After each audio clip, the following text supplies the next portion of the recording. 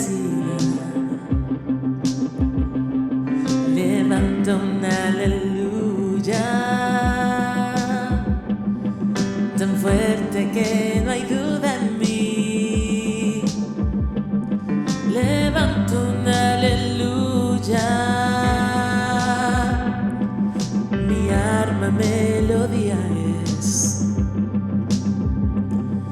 Levanto un aleluya, el cielo velará por mí. Y yo cantaré en la tempestad, fuerte y más fuerte, mi alabanza rugirá. De las cenizas la esperanza vendrá. La muerte ha vencido, el Rey vivo está.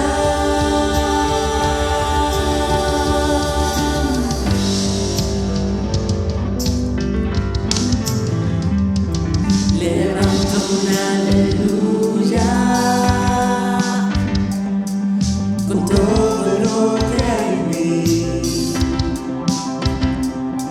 Levanto un aleluya,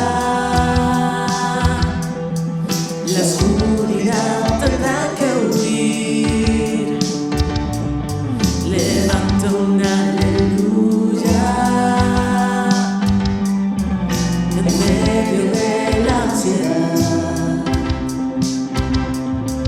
Levanto un aleluya, temor tú no me vencerás.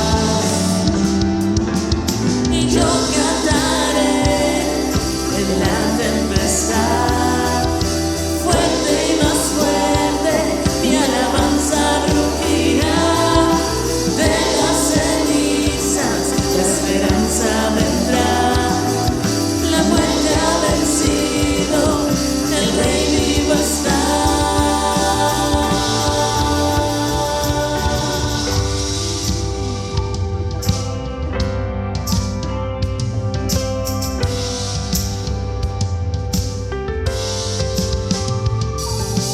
Canto aleluya, Canto aleluya, yo canto un aleluya, canto aleluya, y canto un aleluya, canto aleluya, canto un aleluya, canto aleluya, y clamo un aleluya.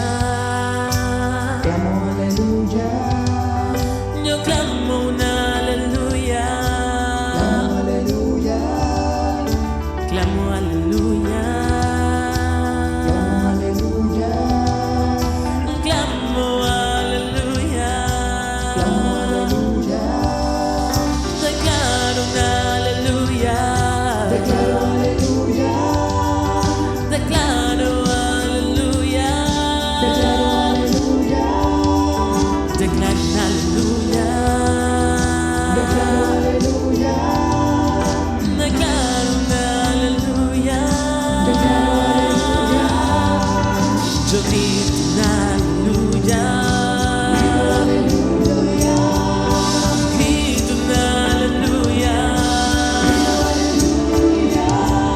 yo grito un aleluya, yo grito un aleluya.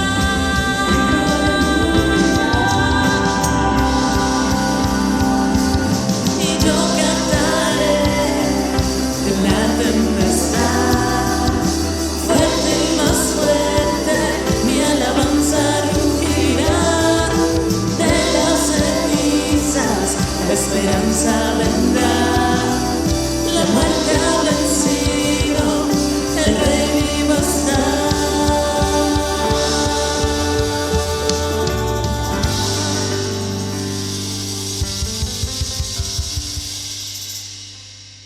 Hoy continuamos la serie Emmanuel, Dios con nosotros. Aprenderemos sobre uno de los propósitos de la venida del Redentor en una expresión que denota la gran necesidad humana, el perdón de pecados. Algunos literalmente gritaban: "Sálvanos, Señor". Acompaña a la pastora Margie de Harris en el mensaje La salvación de Dios. Muy buenos días, gracias por estar con nosotros en esta mañana. Es una mañana especial.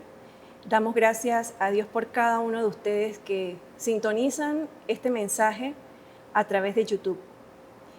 Hoy continuamos con la serie Emmanuel, Dios con nosotros. Y la semana pasada estuvimos viendo en el libro de Juan, el Evangelio de Juan 3:16, una porción interesante que habla sobre el amor de Dios, porque de tal manera amó Dios al mundo que ha dado a su Hijo unigénito, para que todo aquel que en Él cree no se pierda, mas tenga vida eterna. ¿Lo recuerdan? Hoy continuaremos este mensaje hablando sobre Emmanuel, el Dios con nosotros. Pero antes de esto, quisiera que consideremos algo, porque no queremos hablar sobre un mensaje, sobre una historia, sino que queremos llevarles hasta la toma de una decisión. Hoy en día, la sociedad está influenciada por corrientes filosóficas.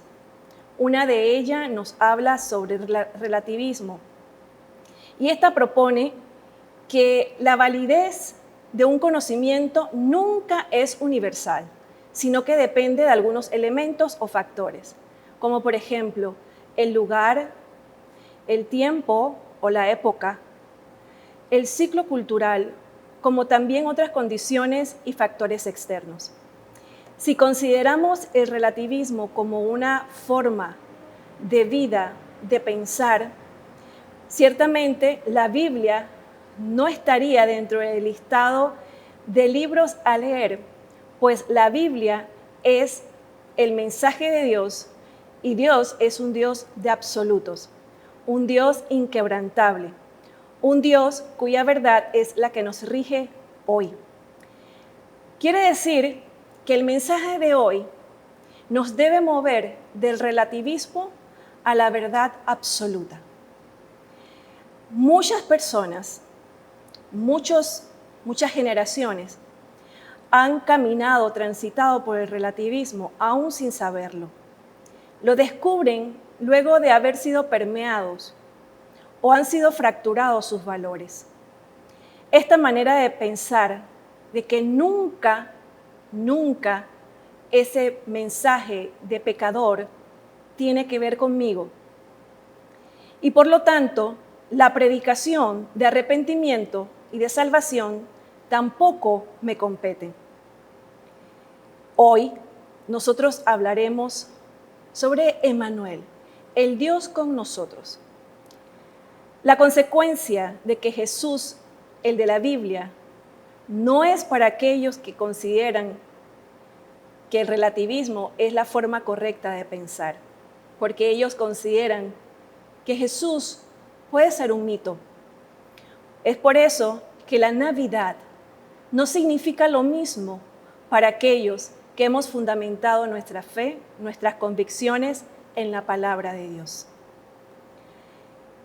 Nuestro Dios, que es inmutable, no cambia.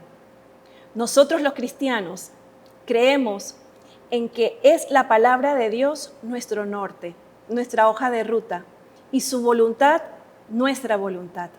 Es por eso que hoy queremos compartir con usted en el libro de Mateo, el Evangelio de Mateo, capítulo 1, del verso 20 al verso 21.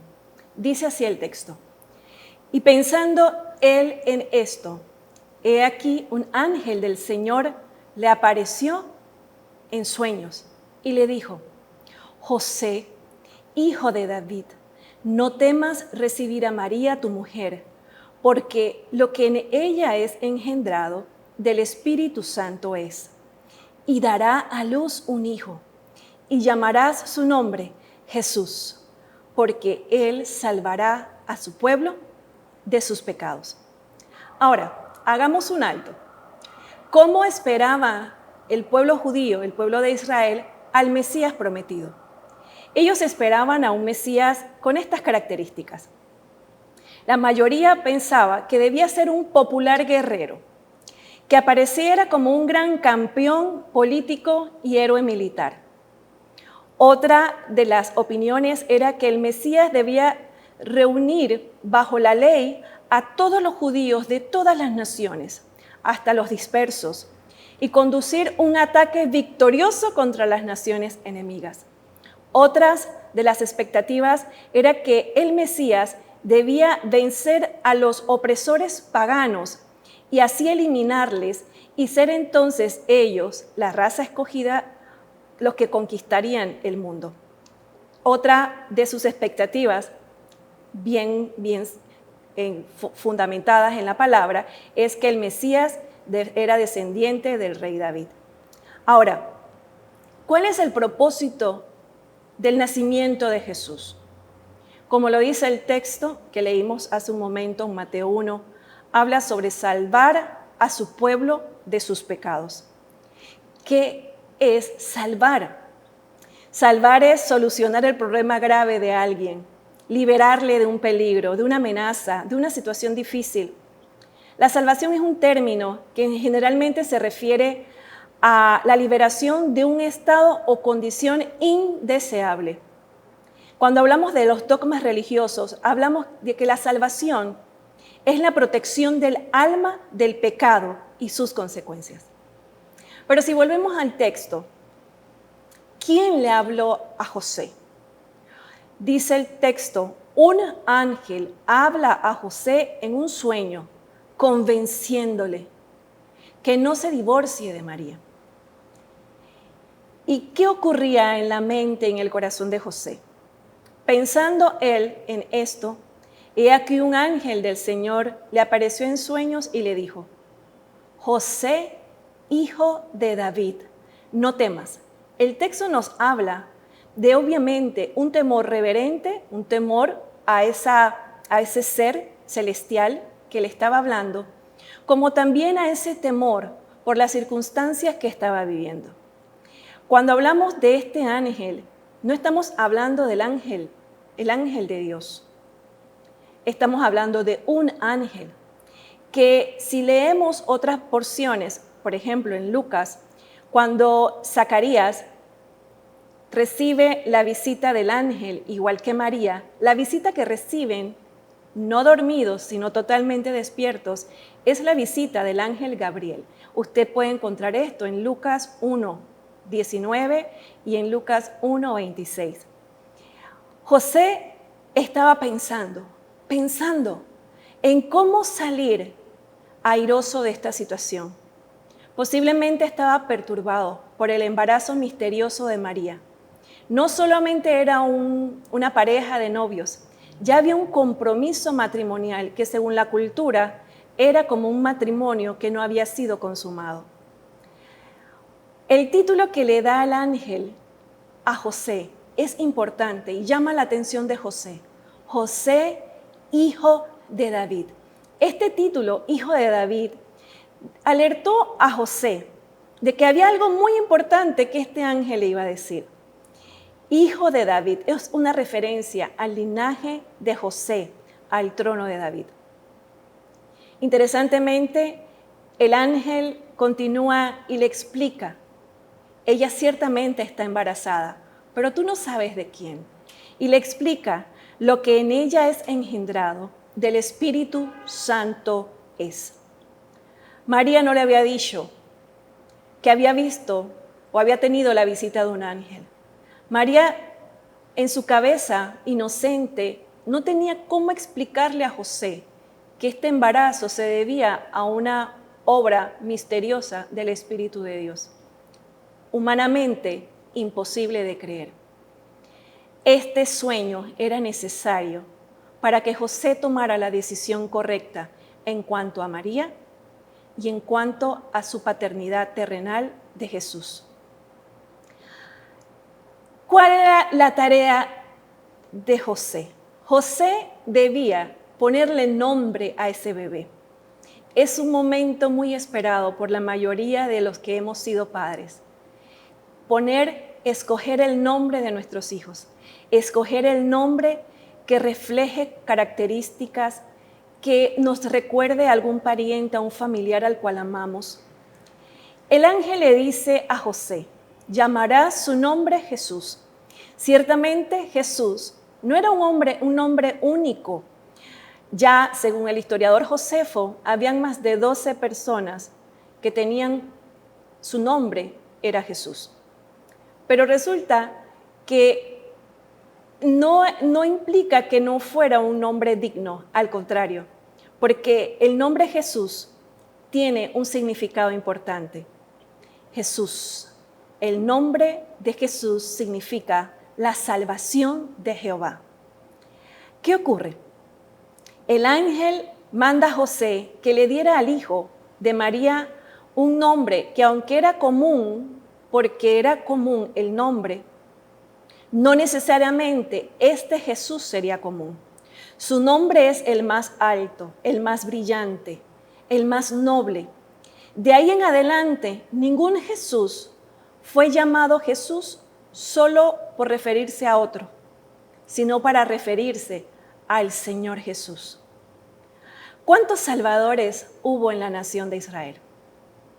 Salvadores en la historia de Israel ha habido muchos. Mencionemos algunos. Josué. Josué, un hombre que observamos desde su infancia y luego cómo crecer en su liderazgo, conquistando territorios para darle la oportunidad a ese pueblo que caminaba por el desierto 40 años, llegar a la tierra prometida. Otro salvador que ha tenido el pueblo de Israel en el Antiguo Testamento lo encontramos en Gedeón. Gedeón salvó a su pueblo. Él era un juez de paz y Gedeón era un guerrero. Otro que no podemos dejar de mencionar es el rey David. El rey David fue reconocido como un salvador. Era un rey guerrero. El rey David, no solo por su corazón adorador, sino por su fuerza para tomar y poseer lo que Dios le llevaba a tomar, conquistando y tomando el lugar de territorios. Por último, se da a nuestro Señor sobre todos los demás, porque Él es un Salvador en un sentido amplio. Sin embargo, los que he mencionado antes fueron temporales, circunstanciales. Hacemos referencia a ellos y podemos disfrutar de sus victorias, pero ya pasaron. Nuestro Jesús salva al pueblo de sus pecados. Esto nos habla de un presente activo. Se sigue dando. Porque Él salvará a su pueblo de sus pecados. ¿Por qué hablábamos del relativismo hace unos minutos? Porque si no somos conscientes de nuestro pecado, si no somos conscientes de nuestro distanciamiento entre Dios y nosotros, no será relevante el mensaje. Y esta será una fiesta más, una fiesta para hacer memorias, una fiesta para alimentarnos, para incluso regalar, pero no tendrá el significado completo. El mensajero angelical declara brevemente y elocuentemente la obra del Mesías.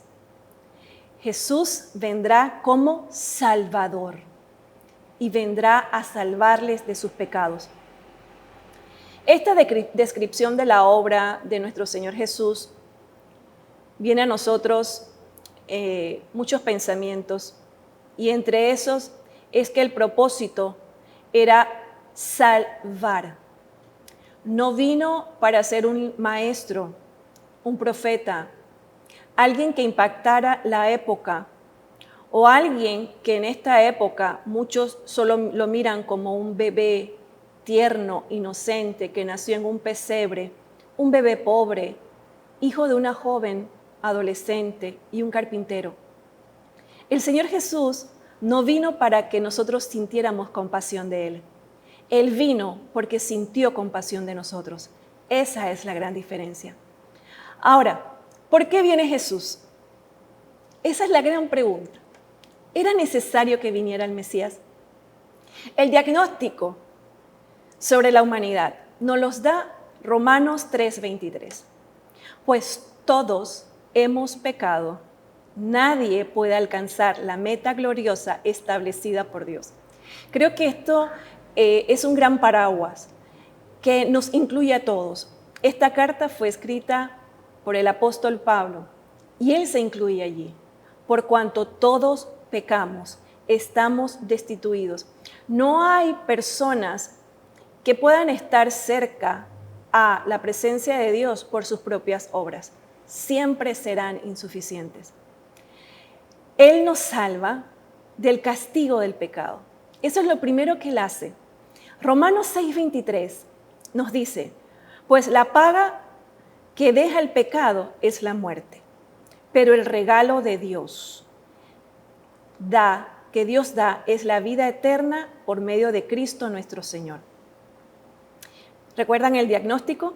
Todos hemos pecado. ¿De qué nos salva del castigo del pecado? El castigo es la muerte. No es negociable. El castigo es la muerte. ¿De qué más nos salva el Señor Jesús? Del poder del pecado. Colosenses 2, del 14 al 15, dice así. Él, hablando de Jesús, anuló el acta con los cargos que había contra nosotros y la eliminó clavándola en la cruz. Yo no sé usted, pero no es solamente que Él perdonó nuestras deudas y pagó por una deuda, sino que ya no somos culpables. Eso es hermoso, pero no solo es hermoso, ¿sabes? Eso es liberador, porque ya no hay carga de culpa. Y finalmente, el Señor Jesús permite que la presencia del pecado sea eliminada de nuestras vidas. Juan 1:29 nos enseña, al día siguiente, Juan, hablando de Juan el Bautista, vio que Jesús se le acercaba y dijo, miren, el Cordero de Dios que quita el pecado del mundo. Esa expresión es poderosísima. ¿Sabes por qué? Porque no era posible que el pecado fuera quitado, fuera eliminado. Cada vez que el pueblo de Israel ofrecía sacrificios, debía repetirlos con frecuencia. ¿Por qué? Porque volvían a caer en condición de pecado. Hoy te podemos decir, gracias a ese nacimiento virginal, gracias al nacimiento de el Salvador, ese Salvador no se quedó como un bebé, inocente, dependiente, se convirtió en ese Mesías, en ese hombre que voluntariamente entregó su vida por amor a nosotros en la cruz del Calvario.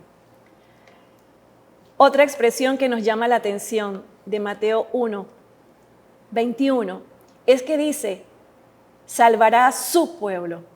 Pudiéramos pensar y caer en temor y creer que se refiere solamente a los judíos, al pueblo de Israel. Te tenemos una excelente noticia. Habla de la humanidad, habla de esa creación hermosa que Él vino a rescatar. Él vino por todos, por aquellos que incluso no habían nacido.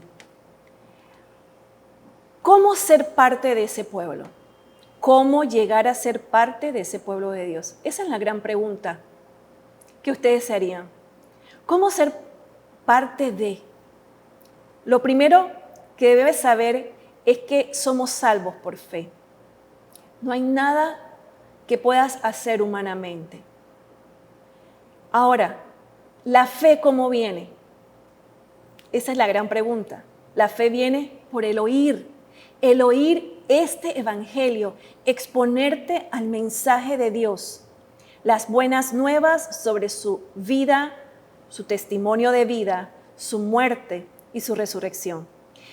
En el libro de Efesios 1:13, el apóstol escribe a la iglesia, en él también ustedes, habiendo oído la palabra de verdad, el evangelio de su salvación, y habiendo creído en él, fueron sellados con el Espíritu Santo. Miren estas dos acciones, habiendo oído y habiendo creído. Después de oír que creo que muchos hemos escuchado suficiente mensaje a través de canto, a través de poemas, a través de lecturas, a través de mensajes predicados. Ahora el gran paso es creer. Romanos 1:16. El apóstol Pablo le escribe a la iglesia y habla en primera persona. Dice, porque no me avergüenzo del evangelio, pues es poder de Dios para salvación a todo aquel que cree, al judío primero y también al griego. Ahí está incluyendo a todas las naciones. El evangelio es poder de Dios y no me avergüenzo. Debemos creer con esa pasión que nos implique movernos de una posición de pensamiento a una posición de pensamiento ahora libres en Él. También incluye, para ser pueblo de Dios, un arrepentimiento. El arrepentimiento es un cambio de mentalidad. No basta con oír, no basta con un simple creer, sino que necesito arrepentirme. Un cambio de mentalidad acerca del pecado y de Cristo. Ya no hay relativismo. Ya no dudo de quién es Él. Entiendo quién es. Puedo entender perfectamente en sus absolutos, creer en sus absolutos. Hechos 3:19 dice así: por tanto, arrepiéntanse y conviértanse para que sean borrados sus pecados, de modo que de la presencia del Señor vengan tiempos de refrigerio. Es una condición. Esta es una moneda de dos caras.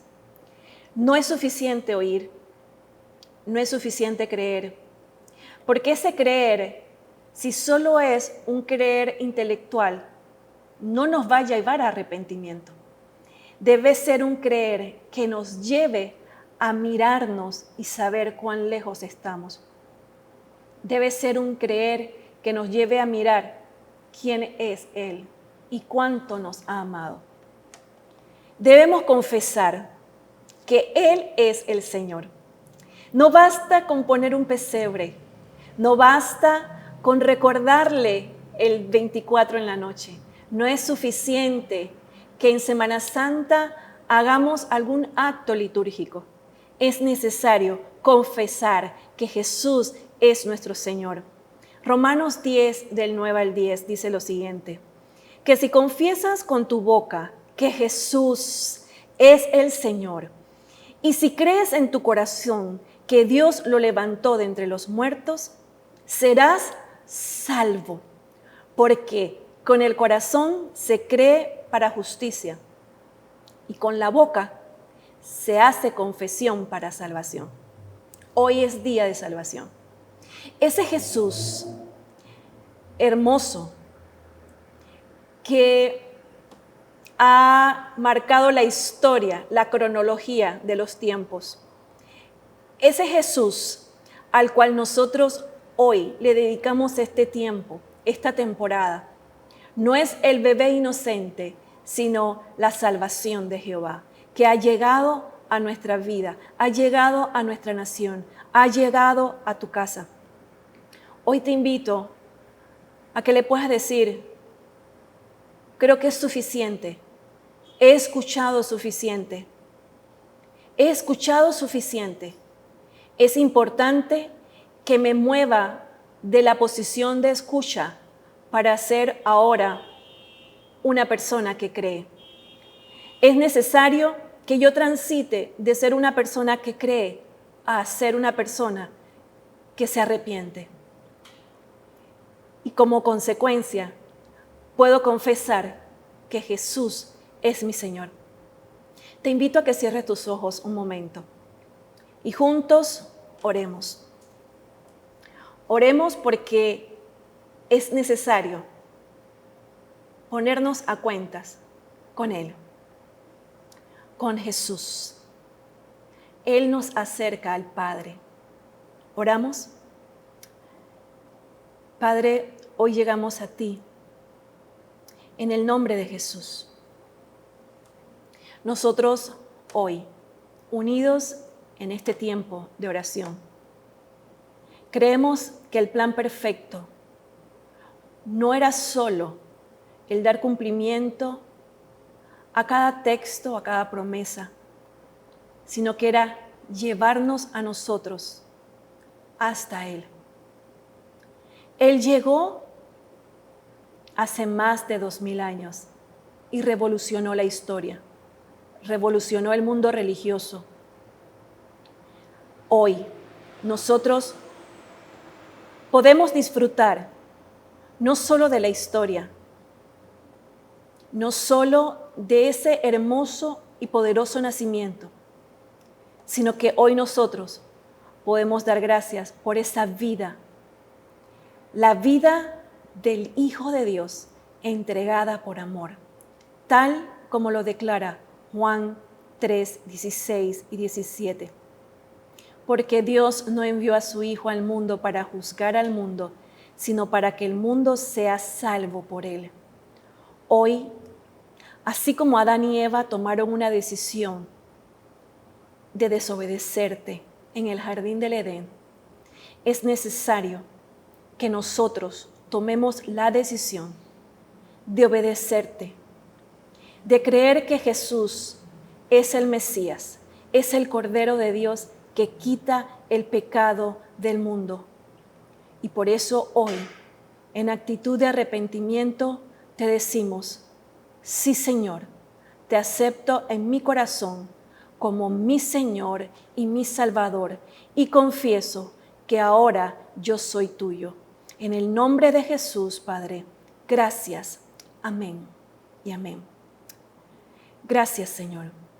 Damos gracias a Dios y esperamos que en esta serie, Emmanuel, Dios con nosotros, puedas mantenerte conectado para saber aún más de este mensaje que llenará tu vida, llenará tu corazón, pero sobre todo cambiará tu vida y cambiará tu corazón. Que Dios te bendiga y nos vemos pronto. Si al escuchar este mensaje, usted tomó la decisión de hacer a Jesús su Señor y Salvador personal y le gustaría crecer en su caminar de fe de la mano de Dios, puede contactarnos en nuestras redes sociales que aparecen al pie de esta transmisión. Gracias por acompañarnos. Que Dios les bendiga.